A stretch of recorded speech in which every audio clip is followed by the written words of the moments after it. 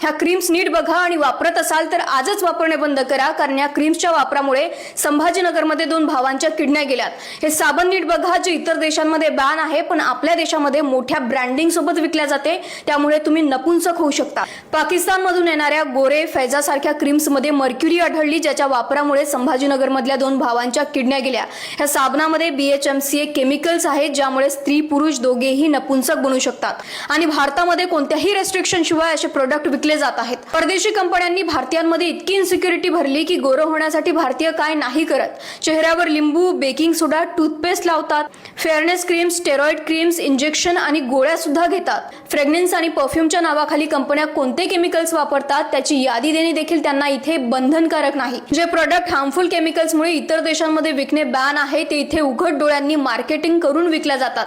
Fragrance आणि परफ्यूमच्या नावाखाली कंपन्या कोणते केमिकल्स वापरतात याची यादी देणे देखील त्यांना इथे बंधनकारक नाही। यापासून वाचण्यासाठी आपण आपल्या परीनेच प्रयत्न करायला हवा। कोणताही प्रोडक्ट घेण्याआधी प्रोडक्टवरचे लेबल्स पूर्ण वाचा। परफ्यूम किंवा फ्रेग्रन्स असेल तर तो प्रोडक्ट वापरू नका, किंवा काही समजत नसेल तर प्रोडक्टचा फोटो काढा आणि AI ला विचारा की हा प्रोडक्ट माझ्यासाठी हानिकारक आहे का, कारण आपले सरकार कुठे बिझी आहे आपल्याला माहितच आहे।